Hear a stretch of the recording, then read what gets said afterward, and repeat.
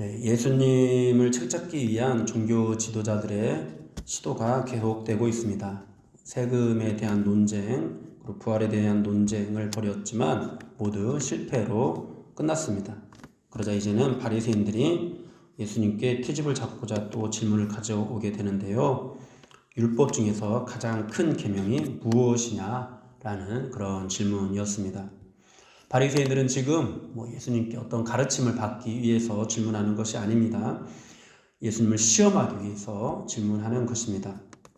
그들이 예수님을 시험하기 위해 질문하는 것이 바로 어느 계명이 크냐 하는 것인데요.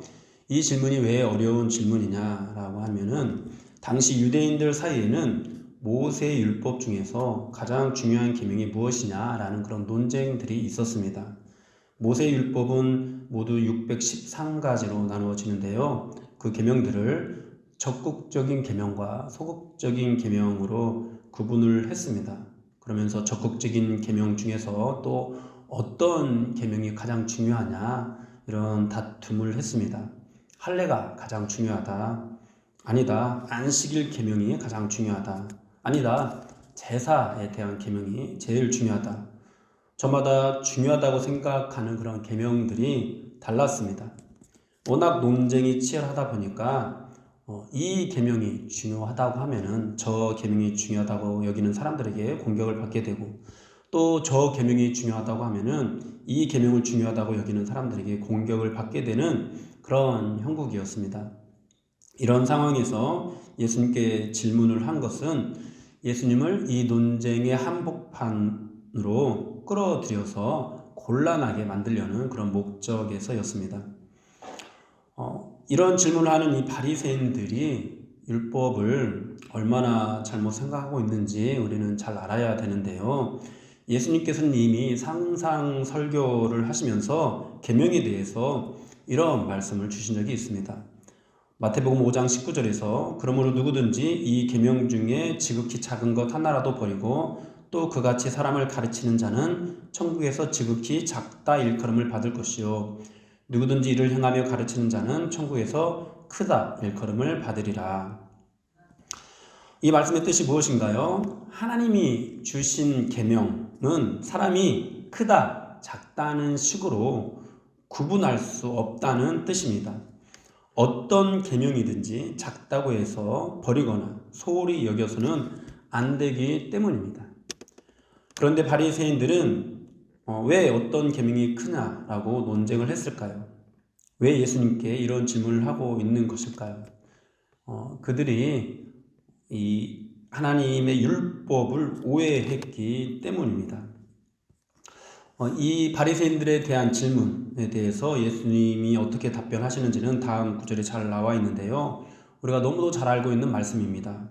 네 마음을 다하고 목숨을 다하고 뜻을 다하여 주 너의 하나님을 사랑하라 하셨으니 이것이 크고 첫째 되는 계명이요 둘째도 그와 같으니 내 이웃을 내 자신과 같이 사랑하라 하셨으니 이 두 계명이 온 율법과 선지자의 강령이니라. 예수님의 대답은 모든 율법을 다 함축하는 그런 대답이었습니다. 즉 하나님이 주신 모든 율법은 하나님을 사랑하는 마음과 이웃을 사랑하는 마음으로 반드시 다 지켜야 한다라는 그런 뜻입니다. 어떤 율법이 크냐 작냐는 논쟁을 해서도 안 되고 단 하나라도 버려지거나 소홀히 여겨지는 계명이 있어서도 안 되고 율법 전체를 하나님 사랑과 이웃 사랑의 정신으로 지켜야 한다라는 그런 뜻입니다.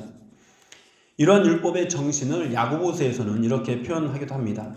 야고보서 2장 10절 11절 말씀에서 누구든지 온 율법을 지키다가 그 하나를 범하면 모두 범한 자가 되나니 간음하지 말라 하시니가 또 살인하지 말라 하셨은즉 네가 비록 간음하지 아니하였어도 살인하면 율법을 범한 자가 되느니라.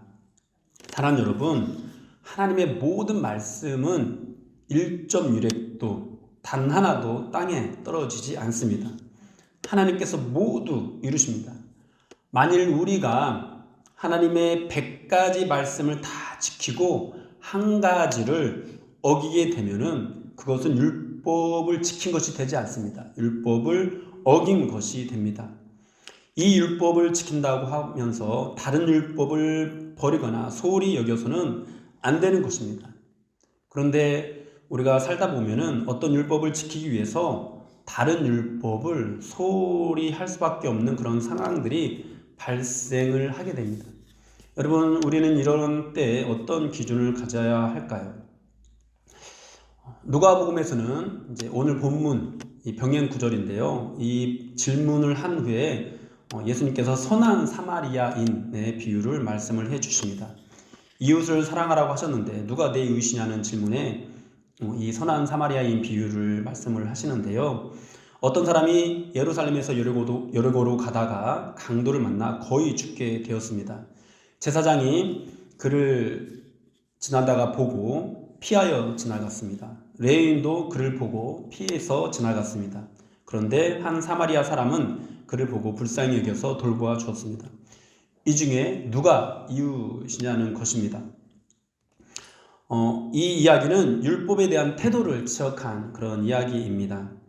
제사장과 레위인이 죽기 직전에 사람을 지나친 이유는 시체나 피를 가까이 하면은 부정하게 되기 때문이었습니다. 그들은 스스로를 부정하지 않게 하기 위해서 도움이 필요한 사람을 그냥 지나쳤습니다. 율법을 지키기 위해서 이웃 사랑의 정신을 어긴 것입니다. 이들이 율법을 어긴 이유는 어떤 계명이 더 중요한가에 대한 판단 때문입니다.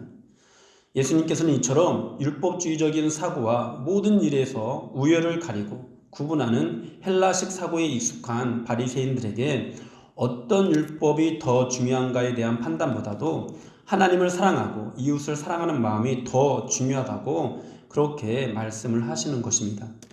어떤 율법이 더 중요한가를 가리고 더 중요한 것을 지키는 것이 중요한 것이 아니라 어떤 율법을 지키든지 그 율법을 대하는 태도가 중요하다고 말씀을 하시는 거죠.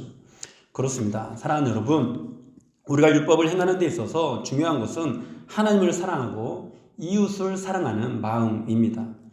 만일 새벽 예배가 하나의 율법이라고 했을 때 이 율법이 매우 중요하다는 기준을 가지고 있으면은 우리는 새벽 예배에 나오지 않는 사람들을 정죄하게 될 것입니다. 사람을 미워하지 말라는 하나님의 뜻을 어기게 됩니다. 그러므로 우리는 이 모든 행위를 다만 하나님을 사랑하고 이웃을 사랑하는 마음으로 행해야 합니다. 예수님께서 안식일에 병자를 고치시고 또 율법에서 부정하다고 일컫는 혈루증 걸린 여인과 문둥병자를 고치신 그 마음을 우리는 본받아야 합니다. 저는 학생들에게 이런 질문을 가끔 합니다. 교회와 가정과 학교에서 무엇이 가장 중요하냐? 무엇이 1번이냐? 그러면 눈치를 보다가 어떤 아이는 이렇게 대답을 합니다. 교회요. 여러분은 어떻게 생각하십니까? 학생들에게 무엇이 1번일까요? 여기에서 무엇이 가장 중요한지를 다투는 것은 전형적인 헬라식 사고방식입니다. 히브리식 사고방식은 이렇습니다. 교회도 1번, 가정도 1번, 학교도 1번입니다. 사랑하는 여러분, 여러분은 이러한 히브리식 사고방식이 온전히 이해가 되십니까? 율법을 행하는 사람은 의롭고 행하지 않는 사람은 죄인이다. 이런 율법을 행하고 있는 나는 저 사람보다 당연히 복을 많이 받아야 한다는 우열의 논리로 살아간다면 이 사고방식이 결코 이해가 되지 않을 것입니다. 혈루증 걸린 여인이 고침받은 것을 한번 생각해 보십시오. 율법적인 사고방식으로는 혈루증 걸린 여인이 예수님을 만졌으니 돌에 맞아 죽어야 합니다. 예수님은 부정한 사람과 접촉했으므로 부정하게 됩니다. 그러나 실제로는 어떻게 되었습니까? 혈루증 걸린 여인은 은혜를 입었습니다. 또 예수님이 부정한 사람과 접촉해서 부정하게 된 것이 아니라 오히려 부정한 사람이 예수님과 접촉하게 되어서 깨끗하게 되었습니다. 우리는 자녀를 교육할 때도 이러한 친구들과는 어울리지 말아라 이런 말을 합니다. 여러분, 이런 경계가 잘못된 것은 아닙니다. 이런 경계는 정말 중요합니다. 우리는 세상과 어울리기보다 믿음의 형제 자매들과 더 많이 어울려야 합니다. 그래야 우리의 신앙을 지킬 수 있습니다. 그러나 이 모든 행함이 단지 율법적인 사고로 이루어진다면 우리가 가진 복음은 결코 부정한 사람을 깨끗하게 하지 못할 것입니다. 그런 태도로는 교회가 세상을 깨끗하게 하는 것이 아니라 오히려 교회가 세상으로 인해서 부정하게 더러워지게 될 것입니다.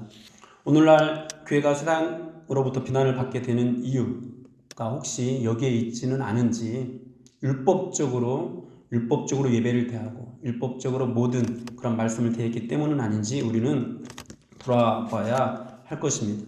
우리가 복음으로 또 하나님을 사랑하고 이웃을 사랑하는 마음으로 더 철저하게 말씀을 지키고 더 철저하게 기도 시간을 지키고 더 철저하게 예배 시간을 지키게 된다면은 여러분 교회가요 세상을 깨끗하게 합니다. 그러나 그 반대로 행하게 된다면은 세상으로 인해서 교회는 점점점 더 변해가게 될 것입니다.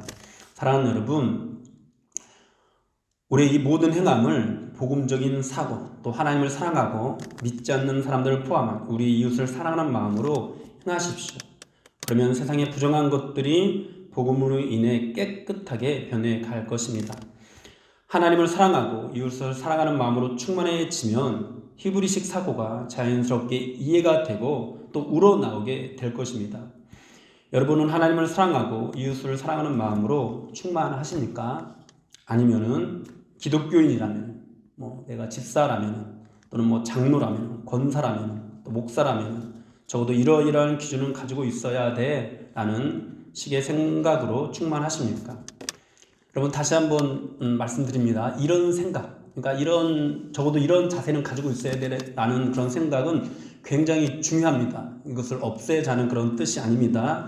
우리는 더욱더 우리 자신을 신앙으로 무장시켜야 합니다. 다만 이 모든 것들을 행할 때, 이 모든 기준들을 가질 때 하나님을 사랑하고 이웃을 사랑하는 마음으로 충만하십시오. 그러면은요 여러분들을 통해서 세상이 여러분들로 인해서 막 구별되어지는 그런 역사가 일어나는 것이 아니라 죄인들이 구별되어지고 죄인들이 막 떠나가는 그런 역사가 일어나는 것이 아니라 죄인들이 여러분들로 인해서 깨끗하게 되는 역사가 일어나게 될 것입니다. 여러분들이 똑같은 일을 행하면서도 이것을 진리 안에서 이것을 선택할 수도 있고 저것을 선택할 수도 있는 그런 자유를 얻게 될 것입니다.